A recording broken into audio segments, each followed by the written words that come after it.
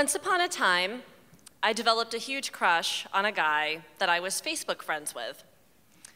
And his Facebook photo was of him skydiving. And he had posted on both Facebook and Twitter about how awesome skydiving was. So clearly, the way to his heart was to go skydiving myself, get a photo of it, make that photo my Facebook picture, and then he'd see it and realize that we could be way more than just Facebook friends, because skydiving. So, using this rock-solid logic, I booked a session at a tandem skydiving facility, and I drove out there one sunny summer morning, and I was paired with Sven, the vaguely European skydiving instructor who kept telling me that he had 10,000 jumps to his name. And had I not been doing this to impress a totally different guy, I might have noticed that Sven was super hot and had a really sexy accent.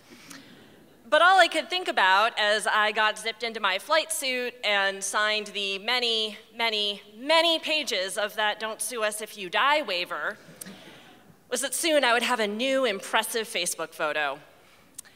So as I was strapped to Sven and boarded the tin can of a plane that they had all the skydivers go up in, I started to feel a little sweaty.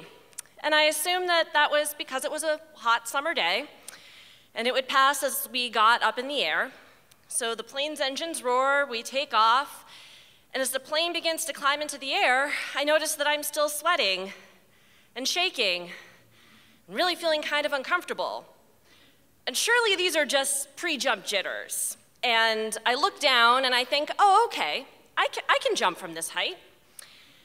And then the plane kept going up, and up, and up, and up.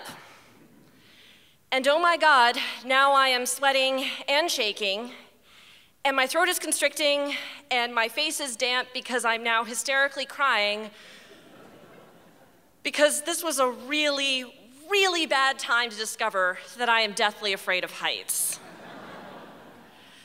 So I try to explain to Sven that I can't do this. What? I can't do this. Maybe in Seoul you will soar like bird. No, Sven, there will be no soaring like bird. And then the plane came to a stop at the jumping height, and all of the other skydivers started to slide down on the sliding seats toward the door. Luckily, I was last.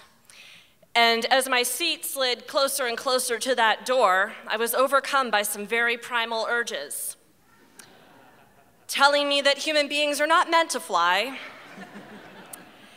and that I was not, under any circumstances, going to jump out of this plane. So my seat gets to the door, I hear Sven yell, "Allons-y!" And I reach out my arms and legs, and I stand spread eagle in the door, gripping onto it for dear life, screaming, "No, no, no!" This would have made a fantastic Facebook photo, right?